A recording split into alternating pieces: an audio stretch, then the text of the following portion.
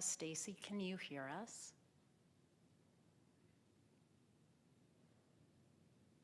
Yes, I can. And you guys are up and streaming beautifully. Perfect. Thank you. You bet.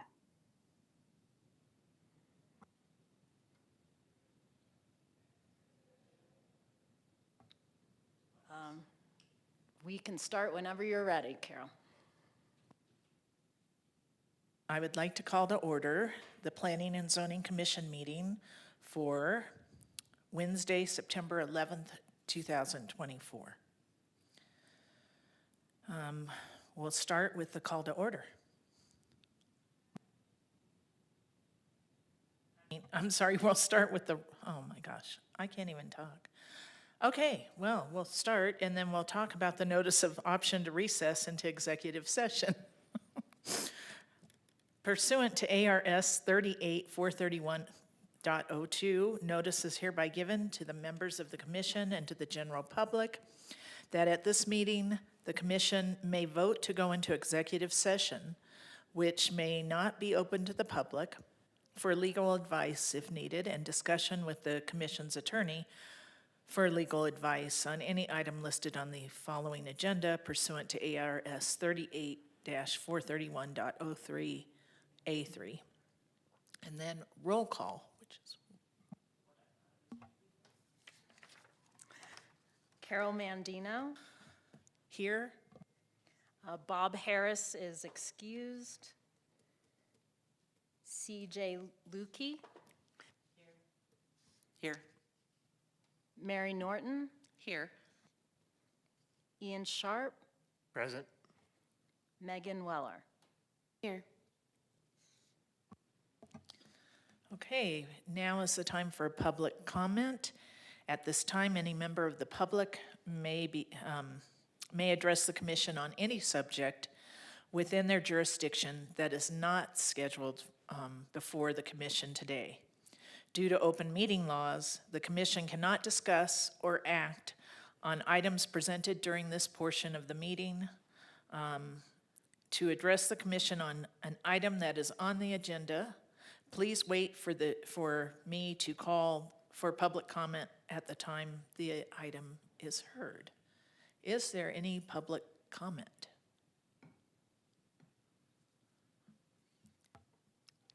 I see none online. Okay, hearing none, we'll move on to the approval of the minutes from Wednesday, June 26, 2024. Is there a motion to approve the minutes? Move to approve the minutes. Is there a second? I'll second it. Is there any discussion? Nobody has any amendments to the minutes. All those in favor say aye. Aye. Opposed? Say nay. The motion carries. So we'll go into general business on discussion of case number PZ 24, I think it's 4 zeros and an 8. Can I say it that way? Okay. So it's a request for a work session with the Planning and Zoning Commission to discuss the city's proposed amendment to the zoning code to modify requirements for concept plan review, accessory structure and uses, home occupations, basements, basement garages, building stem walls, crawl space, and podium parking. Thank you so much. Tiffany Antal, Zoning Code Manager for the City of Flagstaff. I'm going to do this a little bit differently tonight. I have 3 different zoning code amendments that are working through work session. Instead of boring you with the typical slides and presentation, I'm just going to walk you through these amendments.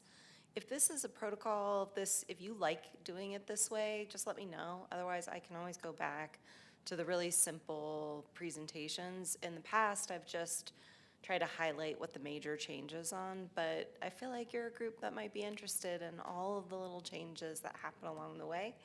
So let's start with it. The first one, which as Chair Mandino just described, is a fairly long title, And I kind of am thinking of this as a miscellaneous amendment at this point, because it's lots of little tiny changes. The first one on the list is a change to our concept plan requirement. Concept plans are something that we require, that they come in for review through our interdivision staff prior to submitting a site plan. Sometimes it's even right now before submitting a subdivision plat. A concept plan is not an actual formal approval in any way. It is just a precursory review. It has a much lower fee than any of the actual permits or site plan reviews that we do. In taking a look at our standards, we're always trying to streamline, especially in terms of housing. What can we do better? And after some brief conversations, we decided that we could treat duplexes similar to the way we treat single-family homes and take them straight to building permit. The only real component of the code that we're really trying to apply that's different than a single-family home is our site design standards, our site planning design standards, as well as our architectural design standards. However, with the concept plan, we don't even get architectural standards. We don't see those until building permit anyway. So really, we're not getting a whole lot out of the concept plan. So the idea here is just let them go straight to building permit. And we have all of the right reviewers on our building permit applications that can do the appropriate reviews, including planning. I will say that I did go in and add in duplexes to the one place where we include single-family homes, and that is located on a parcel that's not in a that's not part of a platted subdivision. Internally, we call these Boonie Clause structures. These are really structures that apply, like, we will have additional standards because they're not in a platted subdivision. Sometimes it could be historic cultural resource review, depending upon where the property is located. Sometimes it could be WUI code, the Wildland Urban Interface regulations. Sometimes it's even resource protection overlay standards that we need to apply because it's outside of a subdivision. These are just maybe a handful of concept plans that we review in a year. Next up, we have specific to uses. So in this, we are making changes to our accessory buildings and structures. I'm also making changes to accessory uses. So let's snip through to accessory structures. There's a bigger reason. The reason why I'm making a change to this section, I'll get to at the bottom. But as a headline, all I'm trying to do is go through for each of these specific to use sections. I'm trying to make them all of the same in terms of their format. So instead of having allowance, I've changed that section to applicability because that's what you'll see in other similar divisions. So I'm just trying to set the template so when you go to each specific to use section, it's always going to start off with applicability or something similar. All right, so I wrote an applicability section. I have cleaned up, I've added building and structure, and you're gonna be like, why did you do this? Because there's two different definitions in code. Structure is really anything. You put like two sticks together, you'll fall under the definition of structure, where building is very something specific. But fences, for example, fall under structure. A lot of these standards don't apply to fences. So I'm just trying to clean up language and be more clear in terms of what we mean. So for example, an accessory building or structure excluding fences shall not be allowed on a lot or parcel without a primary use on the same property. We would absolutely allow you to fence your property without having a primary use on site. Anybody who wants to come in and get that fence permit can absolutely do that. I did go back in and add primary use because there are some uses in the zoning code that qualify as primary uses that don't involve a building. Those include animal keeping. So rural residential lot where you want to have animal keeping as your primary use, you should be able to have a barn before you basically build a house. So we just went in and made a couple little changes. For example, community garden is a primary use. They wouldn't be able to have a little accessory shed unless right now you have a primary building. So there's just some clearing up of the language, trying to get rid of duplicative language, and then I'll walk you down to what the big change is. So this is, when I was reading this, so where you deleted items 3 through 7, so I see that now this is under B, so all that goes away. Can you touch on at least about what was number 4 and why that would go away? Why you wouldn't want some standard over manufactured homes, trailers, semi-trailers, RV vehicles? So we still do, no manufactured home, mobile home, trailer, semi-trailer, bus, RV, boxcar, or structure mounted on trails or wheels shall be used as an accessory structure. Yep. Yeah. Yeah. Okay. Sorry, got it. So I'm gonna get to the really big change and why we're doing this amendment. And that is, Can you tell us where you are on our attachment? Because we can't, if you asked me to read that, oh, now I can kind of read that. okay, blowing up is always good. But the page number would be good too. Hold on, let me get to where I 5, 6. need to go, and then I'll tell you. So page 5 at the bottom, residential and transect zones. Accessory buildings or structures except for fences shall be placed behind the primary. That's all good and well and good. I'm trying to find the piece. Here we go. Well, I deleted that. Where's the piece? Essentially, there was an old leftover typo. So we used to, in these standards, it's this section right here. So this is what I'm deleting. And why this sort of left and got confused. And it's referring to a storage structure. Inside of these standards, we had specific standards for the use of shipping containers. So way back when, shipping containers were kind of a rage of people using them as accessory structures. I remember when I worked in the county, it was a big deal. We would only allow them with conditional use permit. City had written standards as well. Over time, that issue has really dissipated and not become a big, they're not, I mean, they're good when, they're great building components when you want to use them as part of a building. In fact, we had a planning and zoning commissioner who had a house made out of shipping containers, right? They can be very artful and creative. They're not great when you just dump them on the ground because what happens is they'll sink. So people, I think, have learned that over time, that while they seem super functional, they're actually really not all that great unless you build them up on foundations and you invest a lot more money than you probably had really intended to do with them. So this piece of the code was left over from a previous amendment that took out all of those specificities about shipping containers.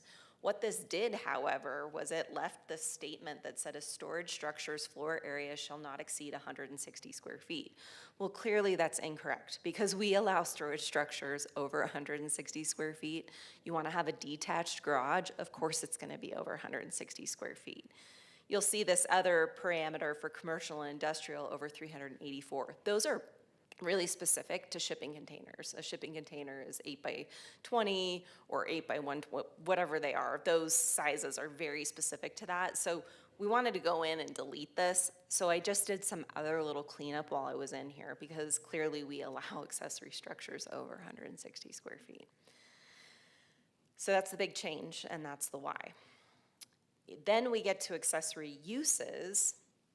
The reason why accessory uses, I'm updating this, is because I noticed in that amendment that when we did the changes to shipping containers, that we also removed these requirements for outdoor displays. So recently we had a complaint about a business that has a very extensive outdoor display area.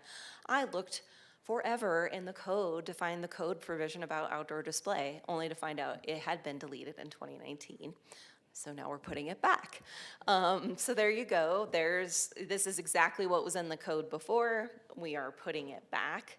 And just some clarifications. The idea about putting in this language about accessory uses being subordinate to primary use in terms of area, impact, and purpose. You know, we definitely run into some issues on some of the rural lots, like people will build maybe a motorcycle course on their lot and things like that. This language is meant to sort of help us as we go through code compliance, but yet still trying to be flexible and allowing people the ability to use their property in ways that are still appropriate for a neighborhood. You can't list every single land use that's ever possible. So yes, outdoor displays, went back in and put in the specific requirements to outdoor displays. Again, this was all in the code previously, so just replacing. And then that takes us to home occupation. So the trigger for this was recently we had a home occupation that came in. We have a parameter where you cannot exceed more than 20% of the total floor area of the dwelling. Unfortunately, that's conflict with building code. Building code will actually only allow you to use 10% before that pushes you into another category. So the building department asked us to true up those two differences, and that's what we're doing. So you can't use more than 10% of your dwelling for a home occupation. That's the big primary change. Again, some additional language about trying to maintain within that residential character.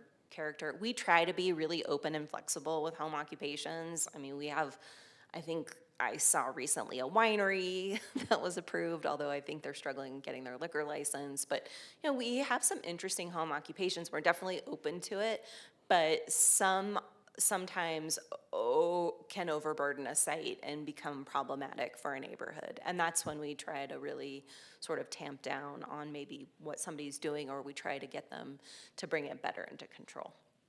So that's the big change there. And the last one is a while ago we added this section to code.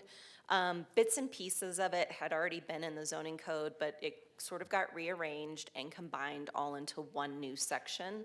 It's kind of why it has a strange number. It's, so this is where I'm adding it. I'm gonna go to the deleting it first. So I'm deleting it from this division 105025. So that 25 is sort of an odd number when all of these sections are just 20, 30, 40, 50. So this was recently added into the code, and it combined a bunch of different requirements from different places, like I said. When this happened, the applicability made it applicable to all development in the city of Flagstaff, which means that all of these standards are applicable to single-family homes. So we have run into issues time and time again, especially on large custom homes that are specifically designed for lots that can be trickier in nature. They generally have slope or significant resources on them that can limit their development. Of course, we're also seeing an influx of larger garages. People love their Sprinter vans, and so they want to build things accordingly. And so we had set these limits on these basements and basement garages that we were finding that were just not workable on some of these properties, and we were always having to come up with some kind of workaround. I was getting complaint after complaint from local home designer, local architect, local engineer, you gotta fix this. Because we weren't even able to approve some of the really fancy houses in Pine Canyon that have to go through a very rigorous design review board, and we couldn't get them to meet these code standards. So basically, all we're doing here is we're stripping these code standards from this general applicability area, and we're putting them into our architectural design standards, where they're more appropriately applied to projects above a single-family home. Again, a single-family home is not gonna have a podium garage, parking garage, or any of those things. So they better fit under our architectural design standards. And so that's all I did, was strip it entirely, move it. So I have a question on that. So that's where it was starting to get confusing to me about we're talking about residences, and then all of a sudden we're talking about kind of businesses where the podium structure, and then you're showing this gas station. And to me, that should be, I don't know, it just seemed like it should be in two different codes or something. So this is existing as part of our architectural design standards. We have specific standards for gas stations. where I'm inserting these other standards just happens to be right before it. So I'm just showing you. And then while I was at it, I fixed an issue about, oh, look at that. We're gonna fix that word right now. So I added language about color, because we've been arguing, this is one of these, we have another color provision earlier in the code, I just made them match. So under architectural standards, we have a limitation on, and it's this LRV is the actually only really regulatory. We argue all of the time about muted earth tone colors, is what I'm gonna tell you, because designers come back and they say, well, every color is found in earth, and they're not wrong. And we don't mute, when you say things like muted, you really need to have a Pantone requirement, and you need to have specific Pantone palettes for people, and we don't have any of that. So to really, like, it's great for us to say we really want you to be a muted color, but we don't have a standard that backs that up. And so it really puts staff in a hard spot.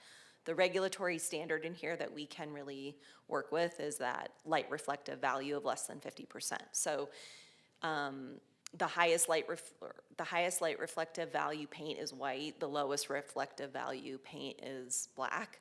So 50% gets you somewhere in the middle, so it's generally a nice tan or a gray.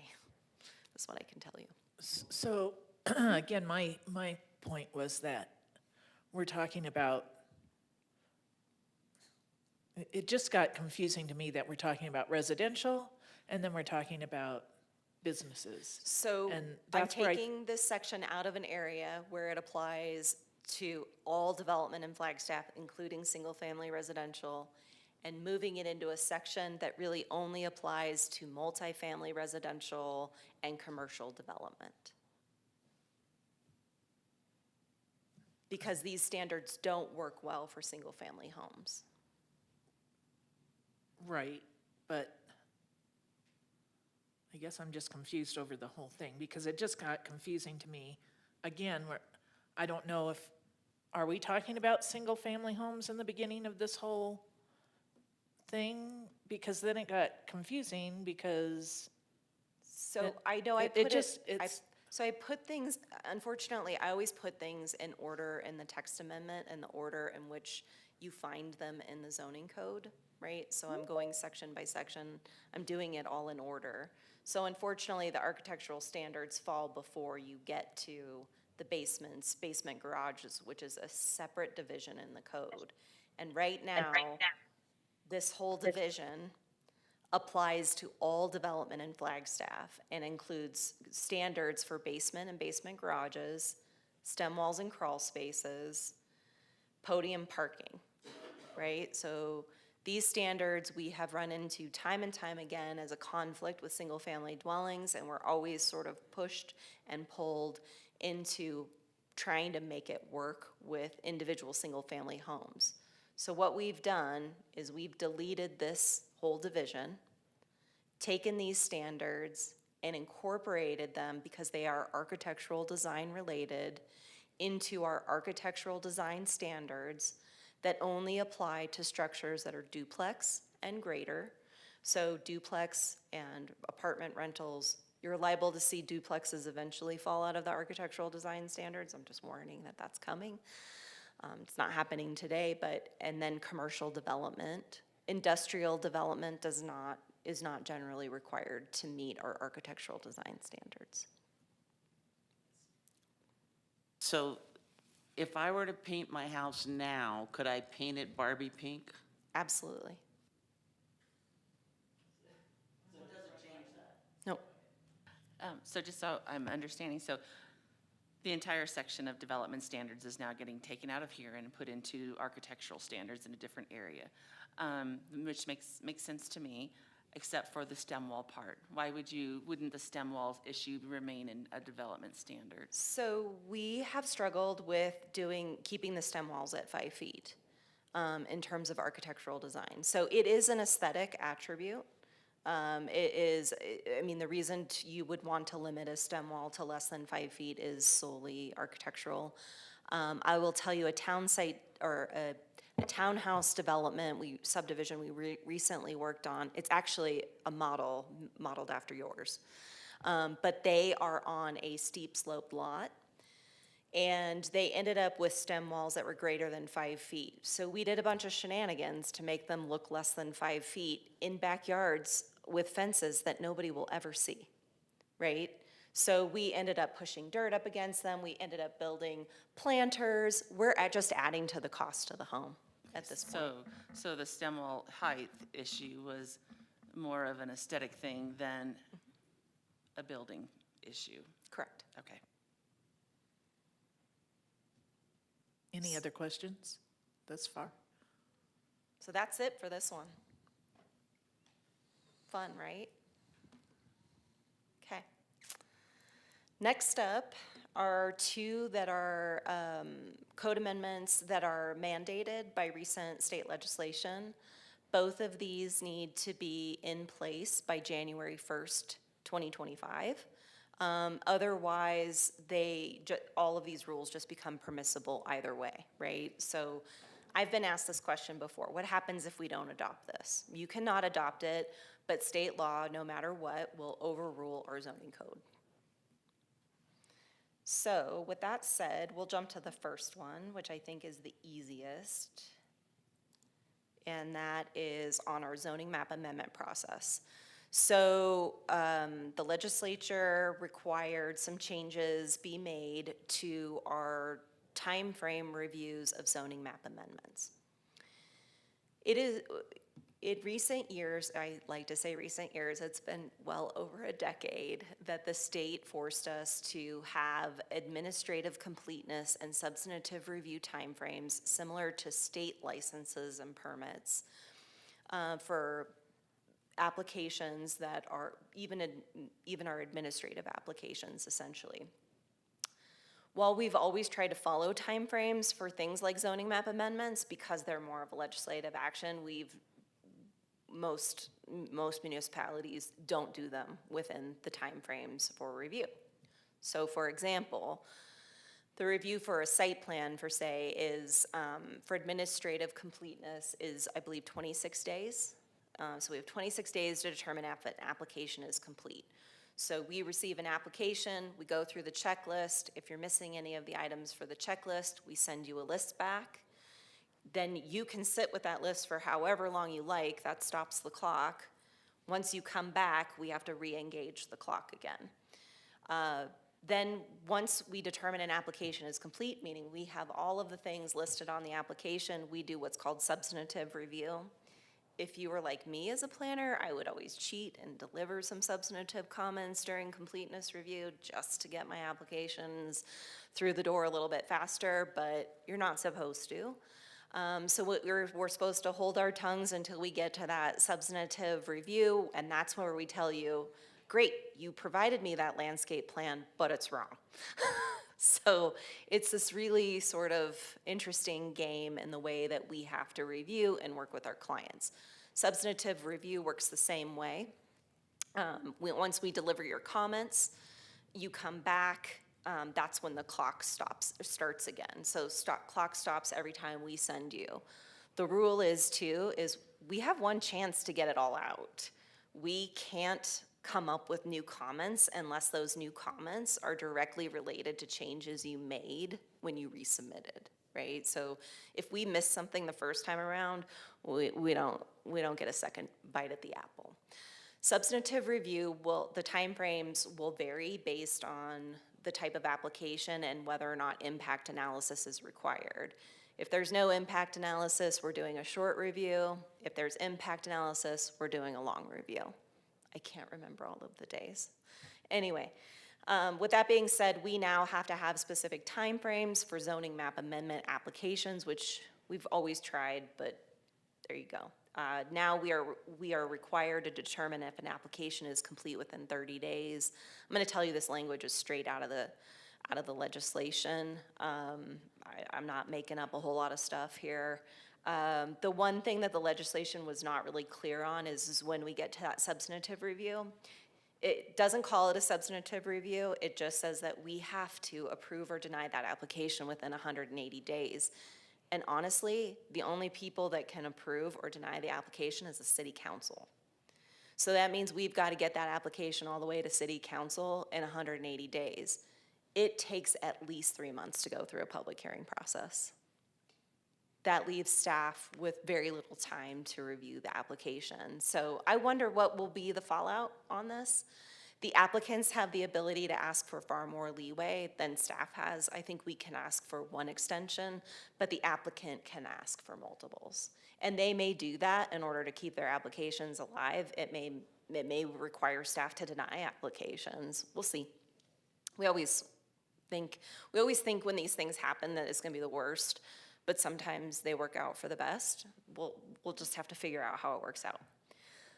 So all of that language, I built in the same stop clocks that were built in for the administrative completeness. I'll tell you the legislation is not clear on that substantive review if it includes stop clocks. I met with the attorney, we had a good discussion about it. We felt the risk was low to include those stop clocks, and it just doesn't make sense to not.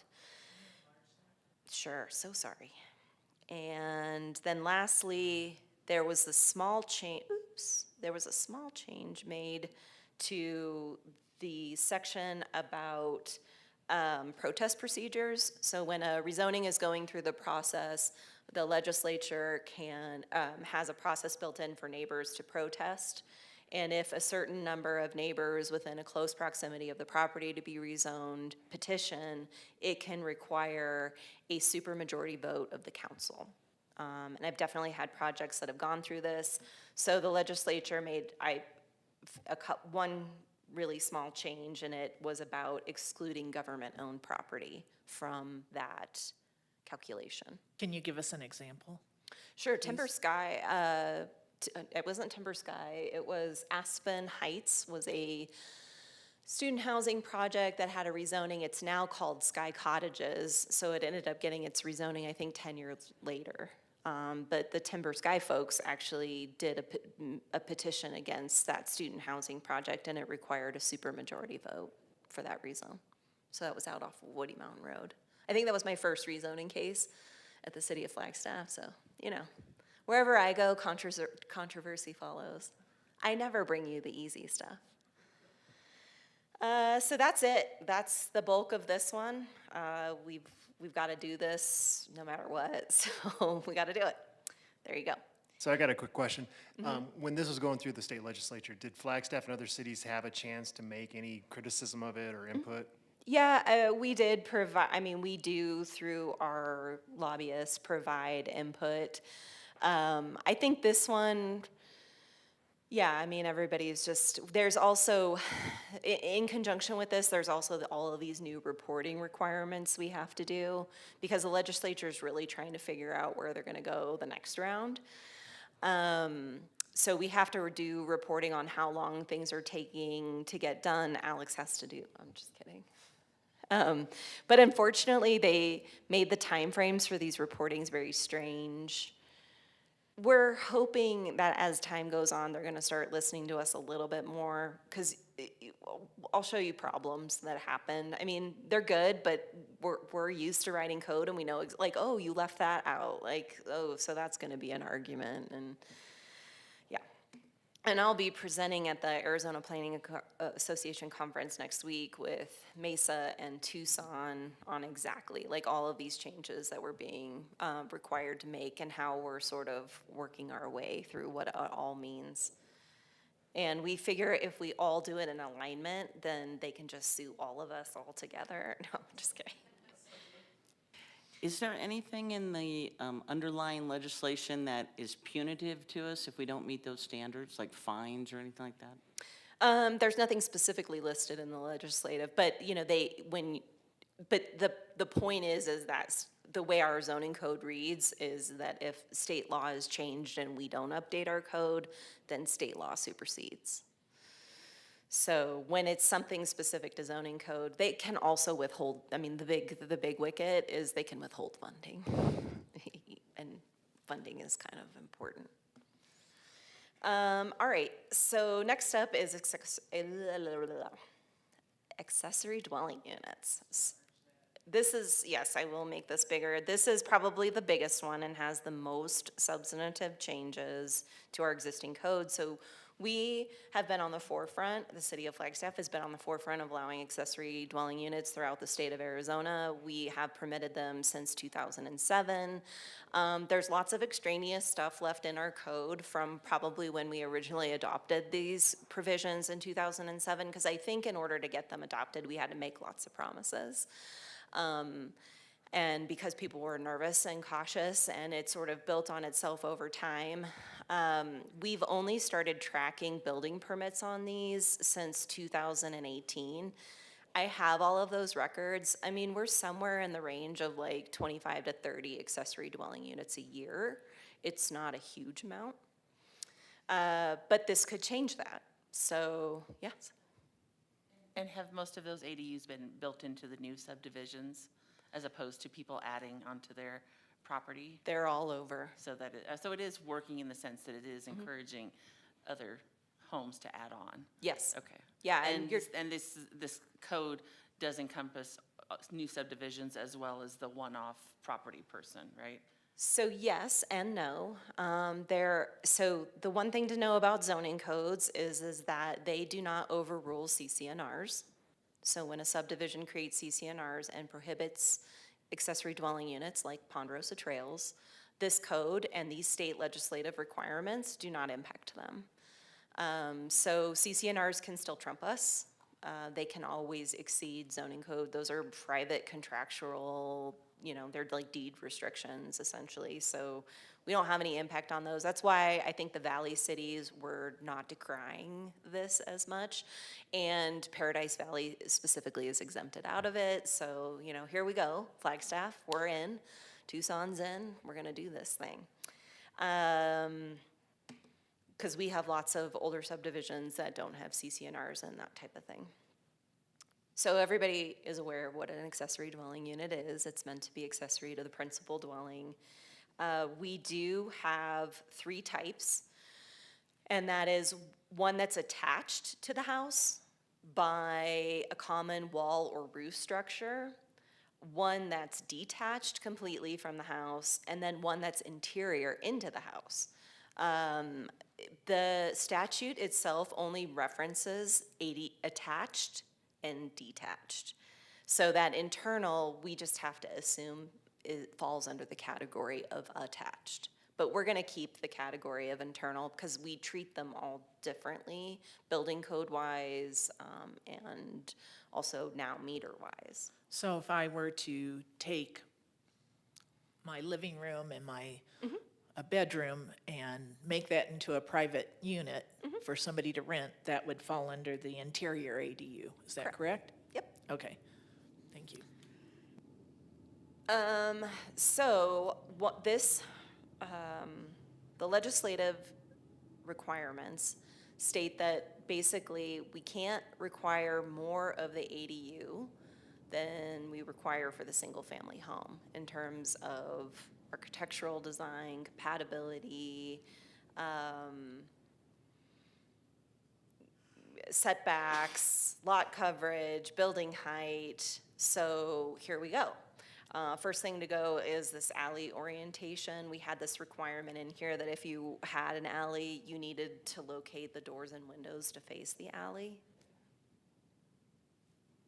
Why they couldn't necessarily be internal when a lot of lots don't have alleys, not really sure, but we don't require the single-family house to have this, so we're not requiring ADUs to have it. In terms of amenities, we've changed and included an ADU shall contain independent living, sleeping, and sanitation facilities and may include a kitchen. That is per statute. So, if it's supposed to be the same as what you require for a home, wouldn't you require a kitchen? Agreed. And we did because there are a lot of people that, especially in the Valley too, there are a lot of folks that have like a casita where it's just really an additional sort of guest bedroom and bathroom type of situation, and they might have like a mini bar fridge or one of those things. They don't have a full kitchen. We would allow those and not call them an ADU. You could absolutely have one of those, we wouldn't call it an ADU, and we wouldn't make you meet the ADU requirements. But the state changed the definition to be this way. So more units are gonna fall under the definition of ADU. Again, this is one of those downfalls of when the state writes language, right? Because there's a couple of places that they are more restrictive than we are. This is one of them. But we agree, we want to create housing units that meet a need, and creating substandard housing units, we don't think meets that need. We think that all housing units should include a kitchen, and we'll continue to fight for that. So we can't, so what you're saying is that we can't require them to have a kitchen? Correct. Even if it's a mini kitchen? Correct. So Like this a is the casita. definition that they've created. So somebody who were, let's say it was a long-term rental, that you wanted to have this ADU for a long-term rental, and you don't put in a kitchen, how do those people eat? Hot plate, same way kids in the dorms do. You know, people have found a way for years to live without kitchens. They continue on. Microwaves. I mean, it may not be preferred for somebody like me who loves to cook on the daily. Or to bake? You can't Right. bake in a, You'd be surprised what you could do in a okay, microwave. all right. All right. Thank you. So the next thing that goes is architectural compatibility. That is specifically prohibited. We cannot require architectural compatibility anymore. We had a lot of language about windows facing adjoining residential properties. We don't do that for the single-family homes. We're not gonna do it for the accessory dwelling units.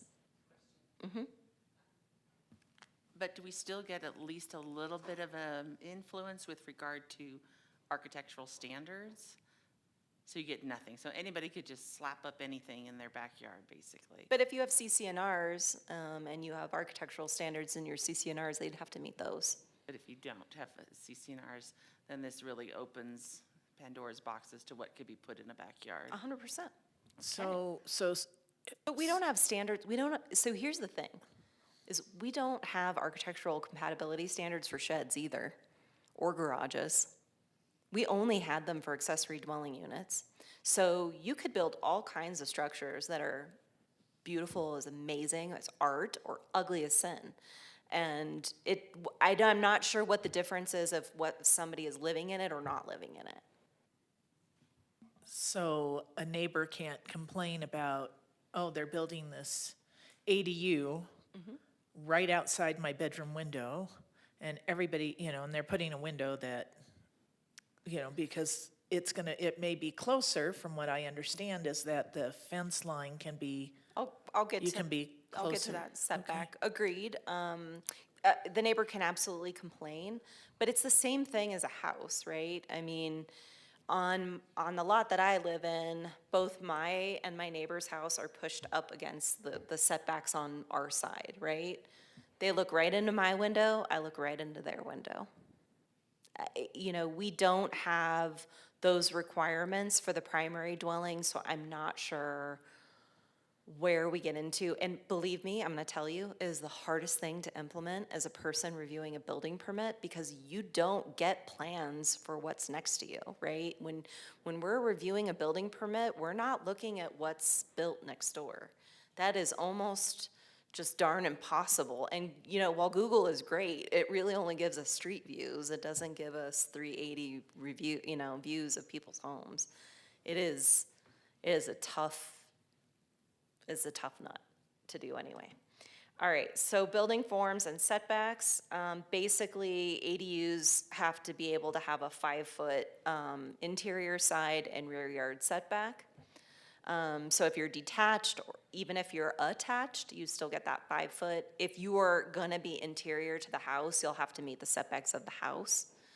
Right now, our smallest setback for a residential building is 8 feet on the side, but our transect zone setbacks are much smaller. Newer subdivisions are all coming in with 5 foot is pretty standard in most subdivisions for setbacks. It's not out of the norm, and it completely adheres with building code separation requirements.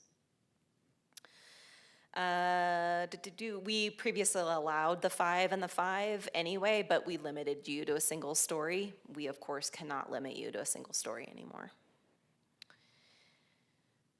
We still allow encroachments into the setbacks. Again, this is just streamlining the information about encroachments and when that applies. Building height is the maximum height allowed by the zoning district in which the lot or parcel is located. There are no exceptions for historic districts. And that's not something that we can add, or I'm assuming that's something you're gonna fight for. It's something that everybody in the state is fighting for and fighting about at this moment, but there are no exceptions for historic districts. Lot coverage, we've never applied lot coverage. We've always tried to incentivize ADUs, so we haven't applied lot coverage if you're attached or detached. We only apply lot coverage if it's interior. So we're gonna leave that the same. The density is no more than so this is where everybody just gets confused about ADUs.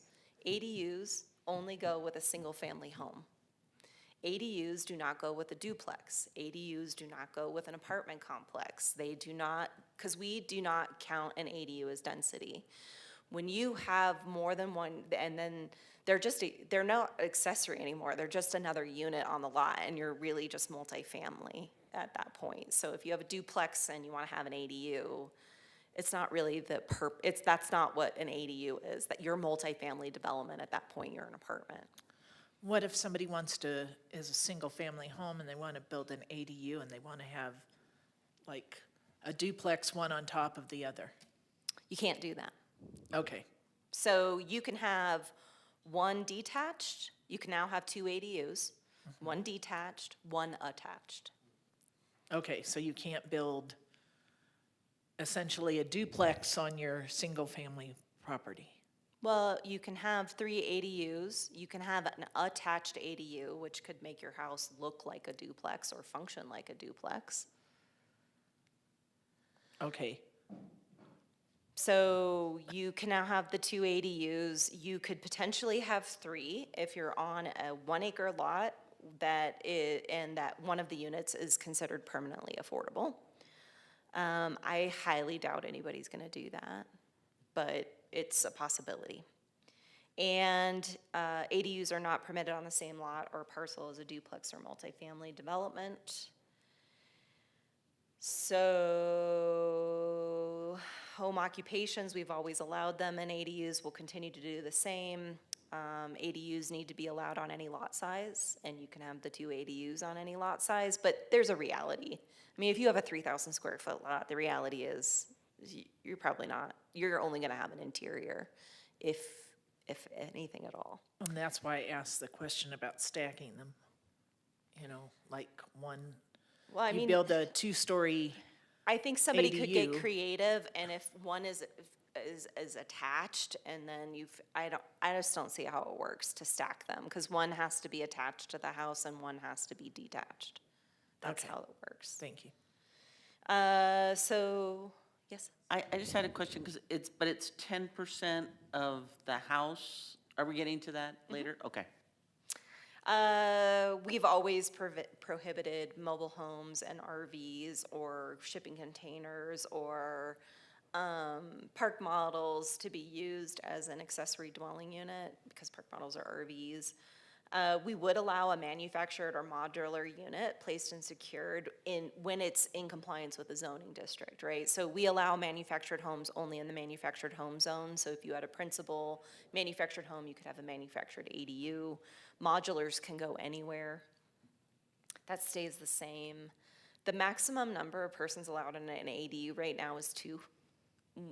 And I'm not changing this. This isn't something that was required by, this is something we've always had in code, and the legislation does not touch this, so I'm not touching it at this point. I think the number, I will be honest, the number is low if we really want ADUs to be part of our housing supply, but I think it also helps us in terms of the short-term rental issue. So it's a double-edged sword here. That's why I chose to just pass it on. Yep. Going into the weeds a little bit on that idea. So the ADUs that are in use now, especially in the newer subdivisions, and they're using them as short-term rentals, and short-term rentals are basically treated as any regular rental, and there's more than 2 people using an ADU on a given rental cycle, they're out of compliance. Technically, yes. Got it. It's really hard to enforce. It's still really hard to enforce, so. But yes, So technically. that's an interesting question, because what if the owners decide to live in the ADU and then they can rent out their house for a short-term rental and have anybody in there, right? Any size correct. of, Yes. because there may only be 2 in the ADU. Yep. Okay, thank you. 100%. So required occupancy, we used to require that for an ADU, you could rent the ADU but you had to live in the house. The owner had to live in the house in order to rent the ADU. Within the last 5 years, we built in an incentive because we were trying to incentivize the use of ADUs for long-term leases rather than short-term rentals. And so we incentivized that if you agreed that both would be used as long-term rentals, we would let you rent both. I think that was probably one of the smartest things I've seen happen in the code overall. And essentially, that's where this legislation went. So basically, that situation, we can no longer require the covenants anymore, that you record a covenant on the property, but the same situation stands. In this case, you can rent all of the units for long-term. However, you do have to live on site if you choose to short-term rental any of the ADU units. You still have the ability to short-term rental the primary, but if you short-term any of the so you could, I think you could short-term rental the whole property altogether to one group. So it's not perfect. It's not awesome, but if you're gonna short-term rental the ADUs, you have to live on site. So, hey, I'll take anything that they'll give us in terms of short-term rentals. And then we can no longer require a parking spot. We always required 1 parking spot for the ADU. We can no longer require parking. Oh, more is coming. More is coming. About parking? Uh-huh. Just you wait. And here's the size limitation. An ADU shall not exceed 75% of the gross floor area of the single-family dwelling on the same lot or parcel, or 1,000 square feet, whichever is less. So my house is 1,400 square feet, I can have the 1,000. Okay, you need about 1,300 to get the 1,000 square feet. However, our code previously allowed accessory dwelling units up to 800 square feet regardless of the size of the house. So we're still gonna allow that because this is somewhere where we were, in a way, a little bit more flexible. So we're still gonna allow what we previously allowed so that we don't run into a Prop 207 issue, and that we also won't end up making accessory dwelling units legal nonconforming that have already been built under permits. There's just no reason to do that. And just cleaning up, while I was in here, adding language about land splits as well as subdivisions. And then we did make a change to the utility service. We previously required that all of the units be on the same meter. We are now gonna require the detached be on its own. There is, just so you know, the next big trend that's happening, and California is already all over this, is sell your backyard, and they're starting to sell ADUs. So you'd need to be on separate meters in order to go that route, and this will just maybe clear the way for where the state legislature goes next. Last up, we delete, there's the restrictive covenant, which we can't require anymore. So we delete all of that language and that rental incentive, but there was also this whole series of findings. So we had a set of findings that were required, which was just odd to have findings, but most of these findings were duplicative of requirements that were up above anyway. So again, just removing those, and the code gets a little skinnier, which makes me happy. So there you go, there's the story of the accessory dwelling units. Now, this is a work session tonight, I'm gonna be back in 2 weeks, so that we can do the public hearing on these. We'll do each one individually. Each one will be its own agendized item. You'll make a motion and recommendation on each one of these individually. If you have any questions from now to then that you want me to go over, I'm happy to do so. If you're interested, I mean, I did attach statutes for you all, but if you're interested, you know, there's lots of things going on in terms of the code. So, you know, I'm trying to update this website on the regular with everything that's coming your way and schedules. So if you want to get a precursor of what's coming next month, because you have 2 big amendments coming next month, which is sign standards and our subdivision process text amendment. I included 2 different versions of this text amendment. This one's gonna be a repeal and replace, because it's, the track changes version is the dirtiest code version I've ever. I've moved so many pieces around in different orders, like, if you can read the track changes version, great for you. I can't, and I worked on it for a long time. So, those are coming your way. We'll be having work sessions. We have a public open house later this month on these 2 big amendments. I will tell you on these first 3, I did not do a lot of big public outreach. I did go to the Heritage Preservation Commission so that they're aware that there are some changes that happen in their area. Because that accessory dwelling unit does include changes to the town site overlay to allow accessory dwelling units that can be 25 feet in height. And then I've posted the bills. So if you're interested in what that legislation is, there's one that's likely not going to come to you, and that is the chickens. We currently allow people to have 5. We now have to allow people to have 6. That is found in city code. And sustainability works on that particular section of the code. So they are taking that on, but they're liable to just run that through city council, not through you all. But no roosters still. Huh? But no roosters still. No. Okay. Fowl is defined. They use fowl instead of chickens, but, because I think it includes ducks. I don't know. Although I know people in my neighborhood that do have roosters, because I hear them. Revisiting the parking, so. you Yeah, said- I'm good. This last one. Oh, this, okay. This is and kind of- part of this whole AD.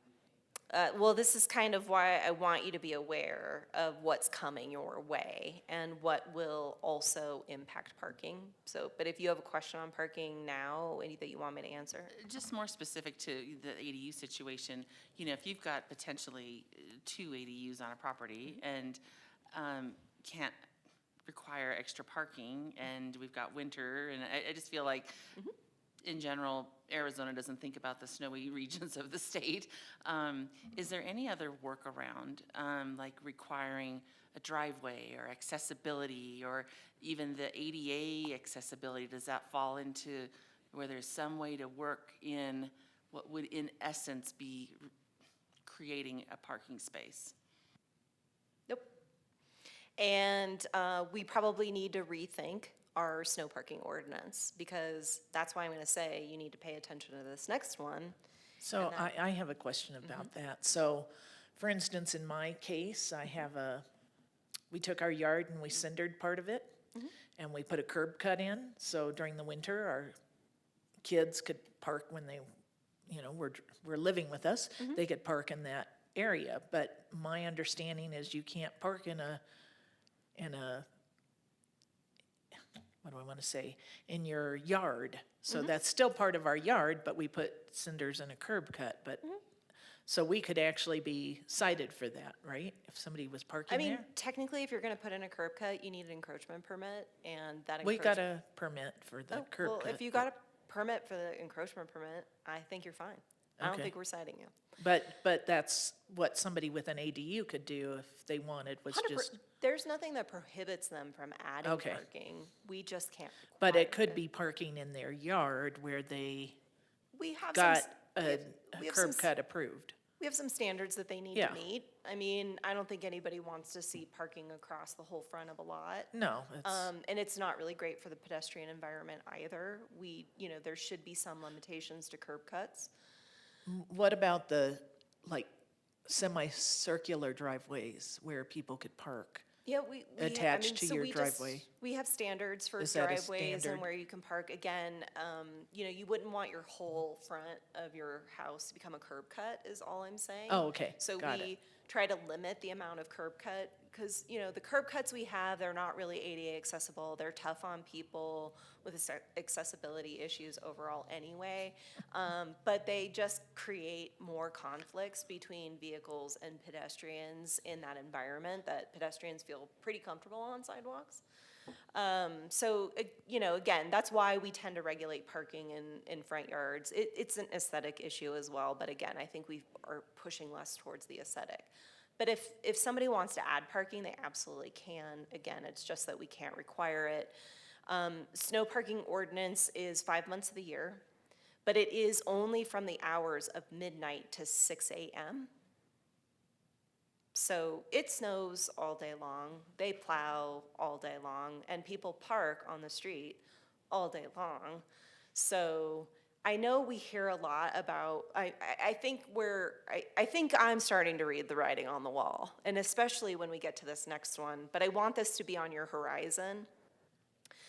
And this one will take a little bit longer. I have until January 1st, 2026. But essentially, anywhere where we allow, we call this the missing middle legislation. So anywhere that we allow single-family homes, we also need to allow up to 4 plexes.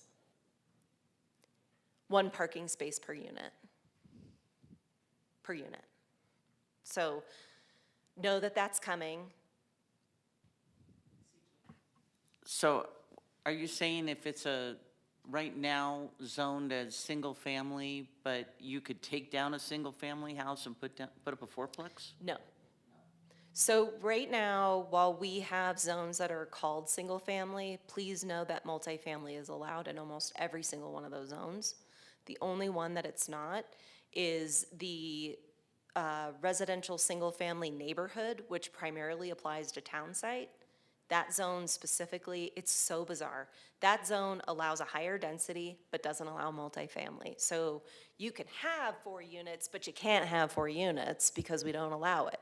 But over here, you can have multifamily, but you can't have multifamily because we don't allow that many units.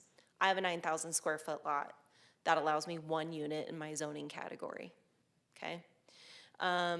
So can I tear down my house and build a 4-plex, even though 4-plexes are allowed? No, unless the density changes, which could happen because our density standards are pretty low.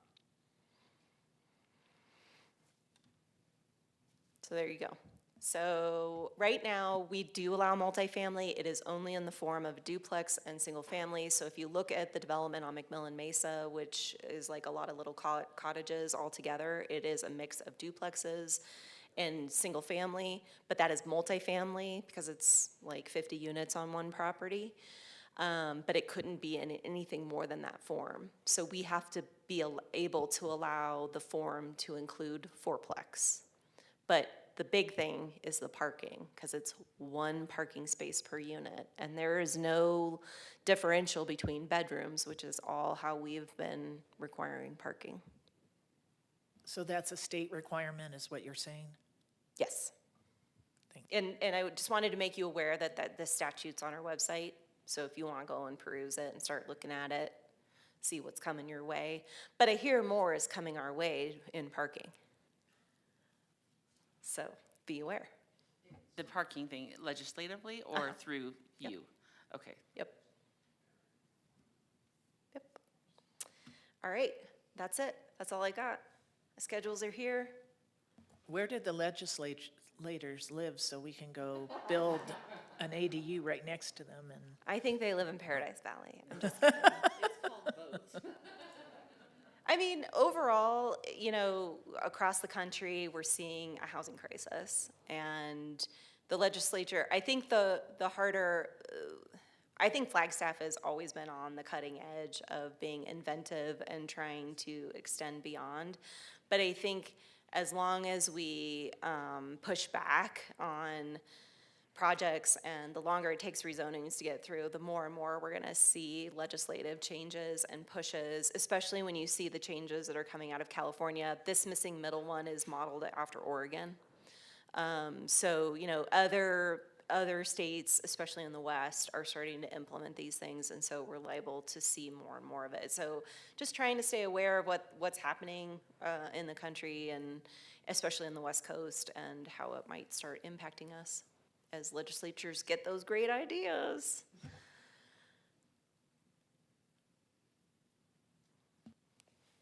Any questions from anybody else? Thank you, that was very informative. Thank you. So do you guys like this format of going? Okay, perfect. We'll do it next time.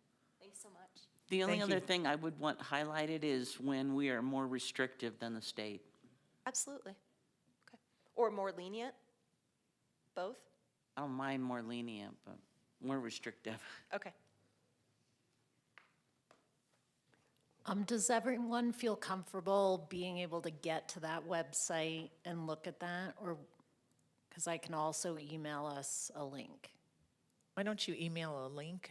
That may make it easier for everybody. I'll do that. Thank you. So, I think that comes back to, we've done discussion of the Flagstaff Regional Plan update. Or are we doing that now? Now. Okay, thank you. A completely separate topic.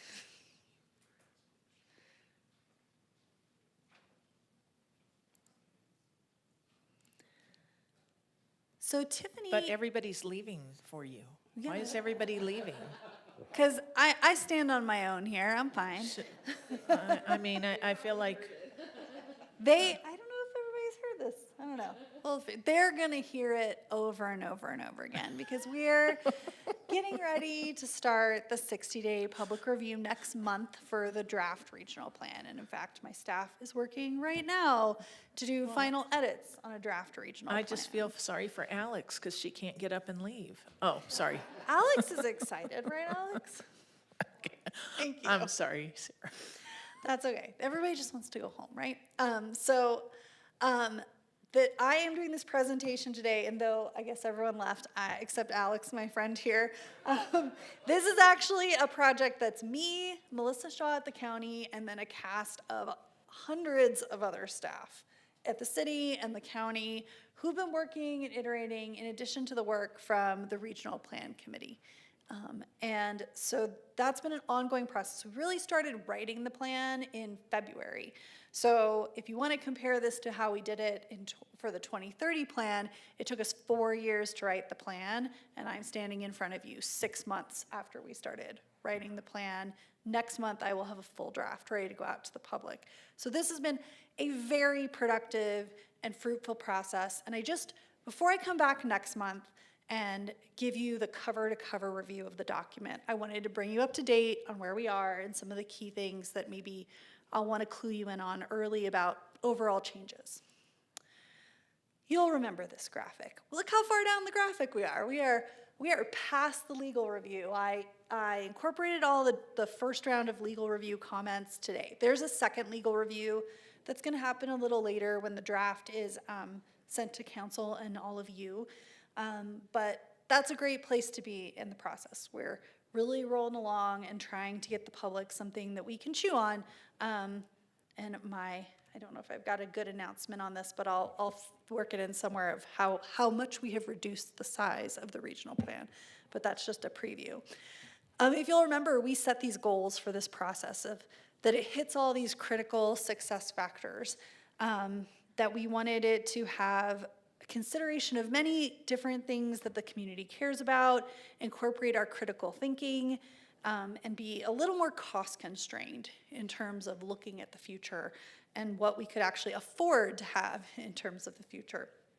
You see a lot of plans that are really exploratory and visionary, and that is great, but sometimes our experience with the current plan is that really didn't set us up to make choices when they were location-based choices. So we worked really hard to bring all of that to the committee, who you see all the lovely faces here, who were appointed by both the city and the county manager, and they're originally 25, and we've whittled down to about 20.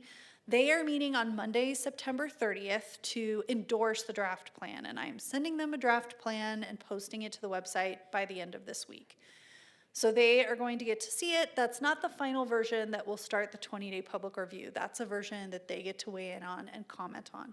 So if you want to go to the regional plan website next week, you too will be able to open it up and see what this first complete public-facing draft looks like. I always put this up in case somebody pulls this up later online, that the Regional Plan Committee accepts written comments in advance. We have an email specifically for that. And in person, people can speak and use comment cards. It's set up a little differently than this meeting. Like here, you guys call for public comment, and if there's 100 people here, they all get 3 minutes. There's already 20 people instead of 7 trying to have conversations in these meetings. So we've really encouraged people, like, send us your comments ahead of time and let the committee have discussion time. But they did reserve 20 minutes at the end of their meeting for any like feedback on how they are doing or things people want them to know or consider. So it's all been really good work. Everybody's worked very, very hard to make it part of a successful effort to really engage across all of our different pieces of work. So this is part of how we've been drafting the plan. So we had, and I didn't update all the like where we are because now we're way down here, but over time we had several different drafts. I like to call this 60-day public review draft. It is, the one you're gonna see posted online is number 7 of 10. So we have gone from the rough drafts that we were looking at in February and March and April and May to a first complete draft that went to staff, and then we had working drafts online that were incorporating all the committee comments but not trying to make them all work together yet. And then now we're here getting that first draft to the committee and then the public review. When the public review is done, staff will take in all the comments and work to consider how to resolve them. We may reconvene the committee between that purple box and the next one. But one of the key things to know is that you, as commissioners, will be asked to set aside 2 days of your daytime time, if you are able, to join City Council, the Board of Supervisors, and the County Planning and Zoning Commission in a 2-day work session, cover to cover, basically about the same amount of hours that the committee has put in. The committee's put in about 30 hours. So you're gonna be asked to look at everything that they have looked at and that the public has given us, which, if going by my internal comments, I expect maybe over 1,000 or more public comments on this document. And you'll have about 15 to 16 hours to go through all of that and decide how it moves forward. So hopefully by the time we get to you, we're really working through specific things. We've hired outside facilitation for this retreat, and we will be in touch with you all after the November election when we know who's sitting on all those elected bodies and we can get their schedules. We will also be asking you for your schedule so we can find a 2-day window for this. So, any So do you- questions about that? Because that's personally affects you, I know. So Right. I Do want to you- get clarity. Do you expect that to happen in December or in January? When, because you're talking about the November election, then looking at everybody's timeline, and then we have lots of holidays. Right. And so, I expect that Stacy Salzberg, who's on the call today, and I are going to be meeting sometime between the election and Thanksgiving and getting a communication out to all of you, where we're going to be asking you for your availability on certain dates. We're then going to come back and we will give you like a 4-month lead time, I hope. No later than early January will we put the dates on your calendar and say, here are the 2 days. And of course, if you can't attend the full 2 days and you can only attend portions, I still think for commissioners it would be valuable. Because I guess what I experienced when, and I wasn't in this chair I'm in now last time we did the regional plan update, but council at that time had like 10 public hearings because there was so much public comment. So the chance to get out your questions and your interests and your like understanding of the document ahead of standing in a public hearing will give the public more time to come speak at those hearings without us being here till midnight, which was what happened last time. 10 meetings, they all went till midnight. It was really an exhausting process. So we're hoping that putting aside this time to really have an in-depth work session will allow those hearings to be more focused on taking in the public feedback and trying to understand how that might be moved forward. Mary, you had a question? So I just was looking at your timeline there, so it says retreat draft, so that's the draft that comes after all of the retreat input. No, that will be the one you get in advance of the retreat that we will go through. Okay, so the retreat will be March or after, is that what you're Yeah, it'll be saying? March or April. March or April, We okay, so have to- timeline-wise, we're Right. looking at March or April. Right, to be on the November 2025 ballot, which is what we're trying to do, because being on a normal election cycle instead of like one of those May or August special elections is more cost-effective, then, you know, we have to have this approved by city council by June. So I think as Tiffany said, it takes about 3 months to get through the public hearing process. That 2-day retreat will be basically your citizen review session. And then your public hearings will start right after, like hopefully within a few weeks. So you just gave me a reminder that 2025 is right around the corner. It is, it Thanks. is.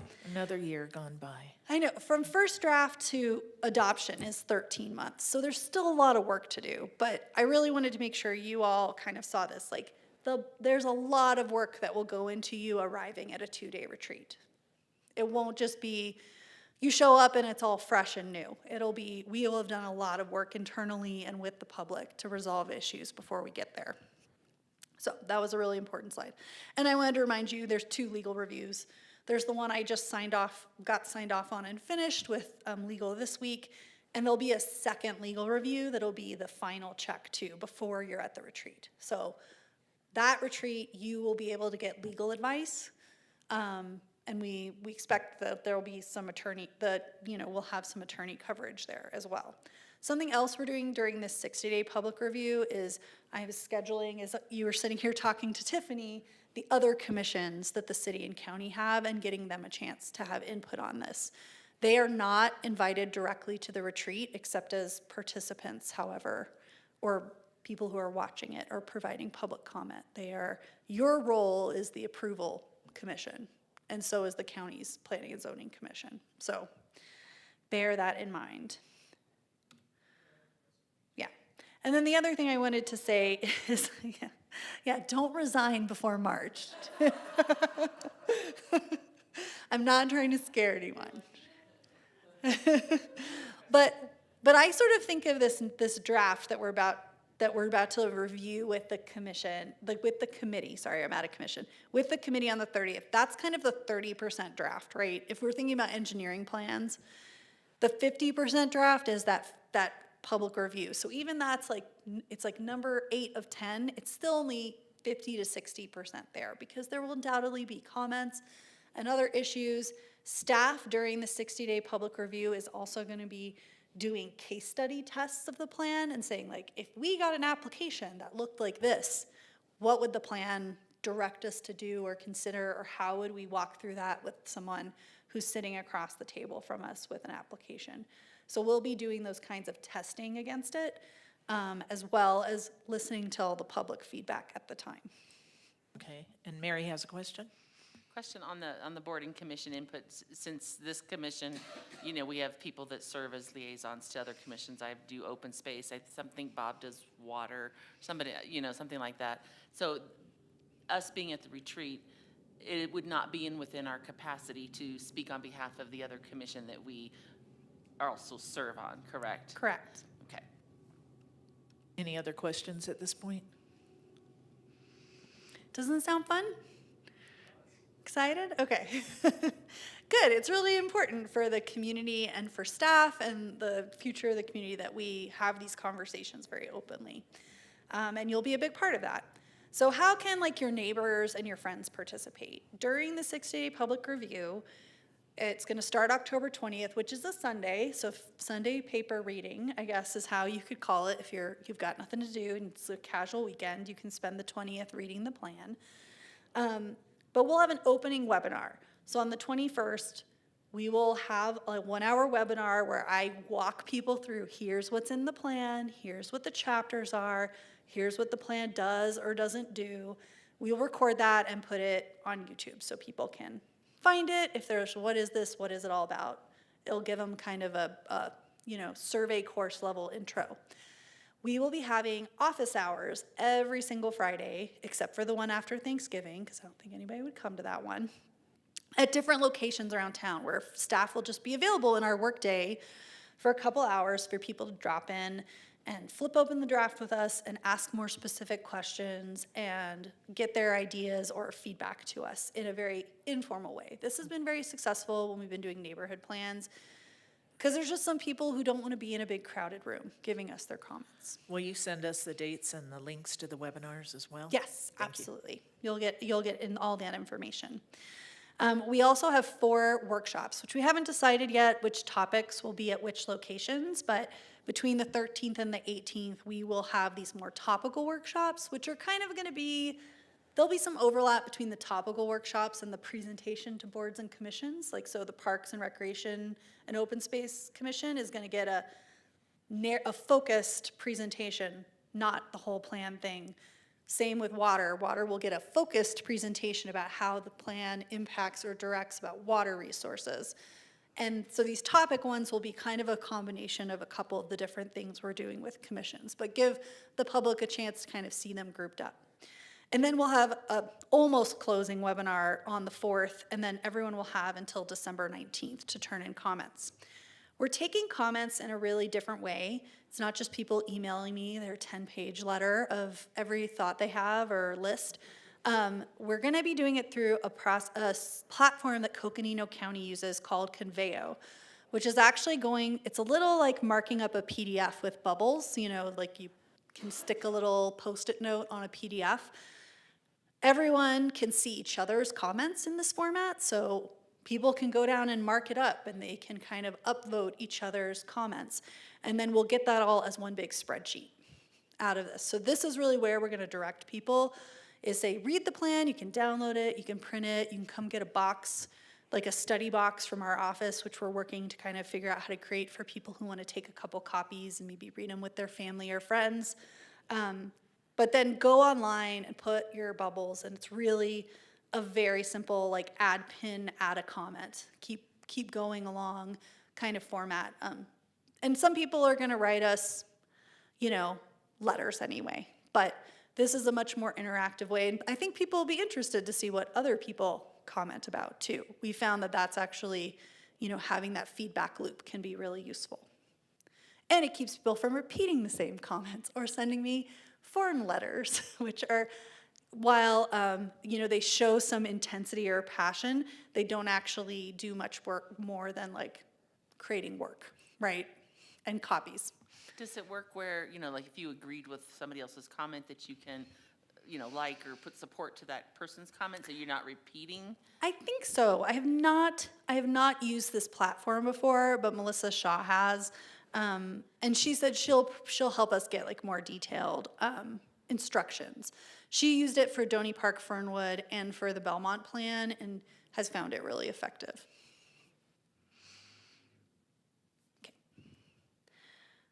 So the plan does, I want to talk a little bit about some of the content we're rolling out this week. We really distilled down, and I think when we were here maybe 2 meetings ago, we talked a lot about how the plan needs priorities. And our current plan was what I called Mom and Apple Pie, which is like everyone got to say everything that was important to them personally, and we didn't prioritize anything out of 97 goals and 500 plus policies, which meant we didn't make progress on anything very significant around the regional plan for 10 years. So learning from that experience, we listened to 2 different rounds of public engagement, and that really focused us on these 5 priorities, which I don't think surprise you. I think if anybody looks at this list, this is what we're talking about at council last night when they're talking about the big shift. This is what we're talking about in the candidate questions that you see from F cubed or NAIC, this is part of the community conversation right now. And priorities, of course, can be updated. We're putting this in a part of the plan where we'll have some flexibility to update it if it is important to do so.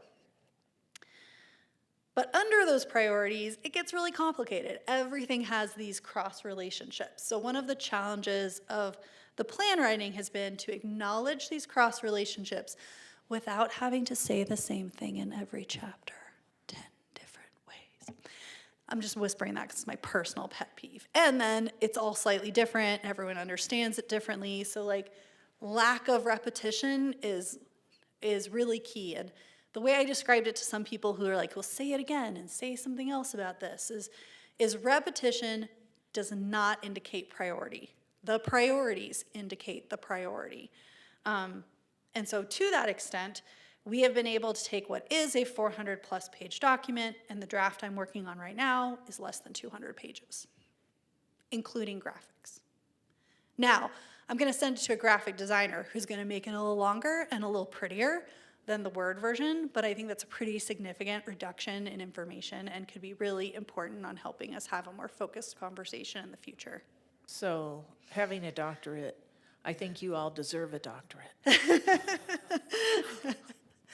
How many people have you been told to have, you had to tell to cut out of a big document? It is a lot of work, but the committee, I have to say, they really stayed dedicated to that. When we talked about how nebulous the plan was or how focused we need to be, they really, all of their conversations, that came up again. They weighed those things. They really said, is this a plan issue? Is it not a plan issue? Like maybe that's important, but it doesn't belong here. So I feel really that that was a really good part of this process. So one of the things that came out of the staff review of the plan is, at first, I had written everything with the committee as being chapters, right? So growth and land use and social and economic systems and transportation. You'll notice we have fewer chapters too. All these chapters were kind of a whole pod of the goals and policies and all the implementation information. Staff looking at that, I got a lot of different feedback from different people that they're like, well, where's the stuff I need to use? When I open this up, how do I know how to navigate the document? So we actually redesigned the plan, and we talked about this at the last committee meeting, that we're gonna have a policy section. And the policy section is going to be the portion that you and staff are using at hearings. And then we're gonna have an implementation section. And the implementation section is for the more flexible approach to implementing the regional plan, which can include work planning, strategic planning. It can include decisions about city property, but it is not going to apply directly to development applications or public hearing items unless we have done the things that we need to do to put it in the city code. So like, for instance, it might say we need to improve the residential sustainable building incentives, but that won't apply to a discretionary case. That's direction for the building official and the zoning code manager to take on that work and take it through the public process and get those things updated. Not something we would then apply to every discretionary case. So when you look at it, these two distinctions between the policy section and the implementation section will be important to pay attention to, because that's how this commission will be working in that document. Now, the Sustainability Commission, the kind of decisions they may consider sort of the looser side of how to work within the document. Does that make sense? We're trying to really put all your stuff in the first 50 pages. So we still have goals and policies, which you are all familiar with from the lengthy staff reports you get on an analysis of goals and policies. And we've taken the land use categories on the future growth illustration, and we have applied them at the parcel level. So they are no longer a fuzzy little bubble on a map. We've defined them as boundaries, which, you know, is kind of going back to the way we did it before, but we hope that the categories are flexible enough that having lines on a map will also help in determinations. We know that there were some times where we're like, well, maybe half of this property is in the activity center and half of it isn't. So how do we treat that transition? Now, the implementation section has two things that the current plan does not have. It has guidelines, which are assumptions, corresponding policies, or principles that guide how staff will interpret and apply goals and policies. So the carbon neutrality plan or the 10-year housing plan might be incorporated by reference into a guideline, or the water conservation plan. But that does not mean that they are perfectly applied to development cases the way goals and policies are. They're just kind of how we understand those goals and policies and the details. Action items are basically the strategies of the plan, and they are kind of our work program. There are right now 130 or so strategies, and the committee has prioritized 21 of them and said these are the most important 21 out of this. So even when we came up with our to-do list, we still emphasized prioritization. The policy section and the implementation section, we also are going to make a distinction between the kind of maps you see. So a map in the policy section will be the kind of map that like tells us what the future looks like. And informational maps will be things that tell us what the status of different resources or infrastructure is in the community. And this will be important, and I'll get to that in a minute. So the future growth illustration, this is obviously our policy map, and this is our draft right now. Some things you'll notice about it is that more of the center of Flagstaff gets identified as urban. And the current plan has like little pockets of urban and lots of suburban in the community. We're much more distinctive on that in this plan, because that's what the scenario planning told us, is we really have to start thinking about urban. It is also, as Tiffany stated, the direction the legislature is going in terms of what we will be able to control and regulate. So we definitely are looking at what Tiffany is seeing for the League of Cities, and we're trying to anticipate what that can look like in Flagstaff. Another piece of the plan, because we kind of got leaner, people were like, well, what about community character? And how do I find the stuff that I want to know about with some of these things that are not a chapter heading? So we are going to have what I call symbols and themes. So these themes will have like little markers or icons in the plan where people can navigate to them and find, like, where does it talk about climate change in this chapter versus this chapter? We might not have all those icons in the right place for the draft. We're going to kind of focus on the goals and policies chapter, but by the time we get to final, we're going to see those more regularly. And then we're at least testing it with the 60-day public review. The last thing is that you're familiar that we have major and minor plan amendment categories, but we are also going to be adding a category of administrative changes. This is something we have not done in Flagstaff before, but is much more common. The county has a portion of their comprehensive plan that allows for administrative changes. Chino Valley and Gilbert have administrative changes that staff can make without coming to the Planning and Zoning Commission and City Council. And so this would be really helpful for me or the person in my position at any point in time in the future to be able to update URLs without having to do a plan amendment, to be able to deal with Scrivener's errors, to be able to say if the county changes the future growth illustration like they did in Belmont, that I don't have to come start public hearings to be able to do that in the city so that our maps match, right? So some of these things will help us keep the plan more alive. There's also a table that we have created in the growth and land use chapter where we've tied the zoning code categories to the future land use categories and said, if you're in this future land use category, here's the appropriate zones, both in the city and the county.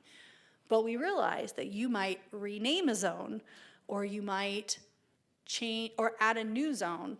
And so we'd like you to be able to update that cross-referencing tool without any changes, as long as it's identified in the ordinance. So basically, the zoning code amendment would in the ordinance say, and here's how the regional plan table will change, and then I would just be able to roll it in as an administrative change. And then the last thing is any factual updates to informational maps or an appendix.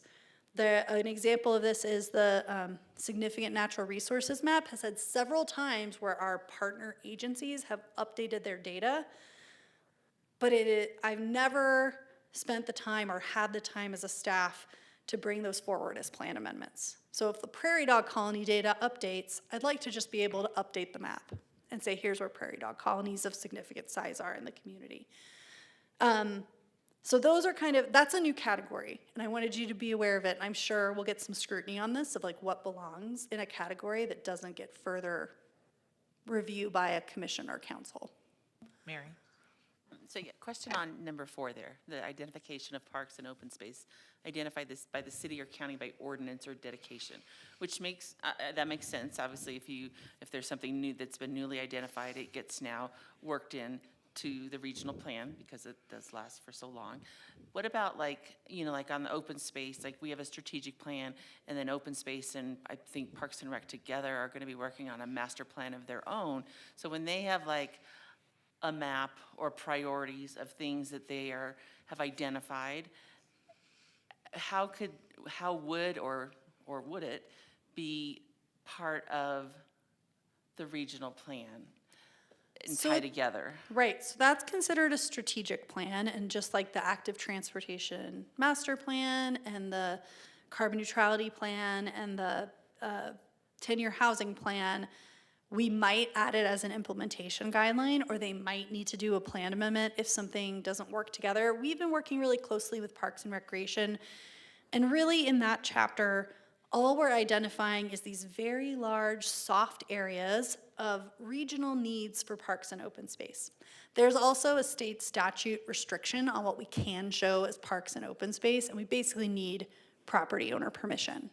We can only show city and county, like publicly owned lands as parks and open space, unless a property owner gives us, and I quote, written permission. So when we get dedications, we will get that written permission in the future with the dedication. Make sure we're doing that at the same time so that I can update the plan. Okay, so but like for areas that haven't been developed or state land parcels that haven't been sold off yet, you're saying we can't really incorporate that into the regional plan as a sort of a goal? Nope, I am pretty sure that the state legislature prohibited us from doing that for those exact reasons.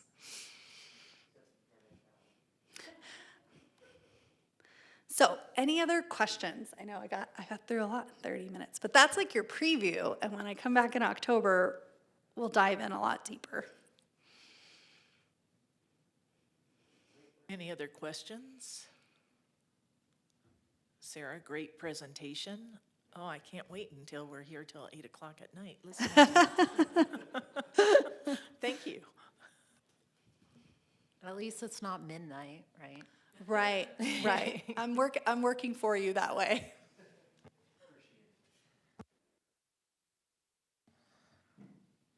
All right, so miscellaneous items to and from commission members. Thank you, Sarah.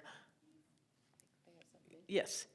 I just wanted to share that on open space, that the public comment period for the Greater Observatory Mesa Trail Plan is out, and they're having an open house to understand the proposed plan next Thursday at the library from 5 to 7, or there's online comment available. So, and it's something that's been on for like 2 years. So if you are a trail user, or within your circle, you are a trail user of any capacity, from hiker to stargazer to mountain biker, they really want your input because it's a little bit unique in the sense that it's, legally designated open space that's owned by the city with a conservation easement.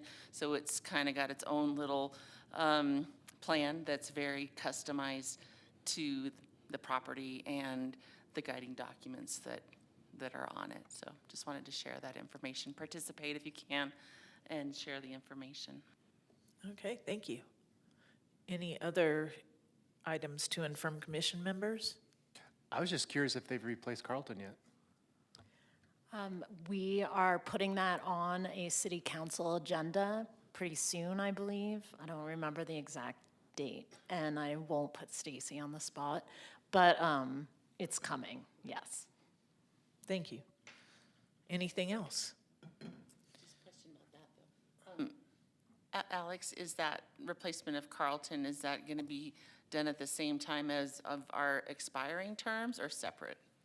It's going to be separate just because I don't want to delay. We were delayed because of the council recess. And now that they're back, I'd rather just fill the seat and then we'll have to come back again as other seats are coming to the end of a term. So if I believe yours and I think Bob's and Carol, or was it Ian? You just got on, Yeah, so I think it was You've been the on a three of year, you, not even Bob and Carol and Mary. Your terms are coming to an end. You all qualify to reapply and serve another term. So we'll see what council decides to do with that, so. Okay, thank you. If that's it, to and from commission members, we are adjourned at 5:40 PM.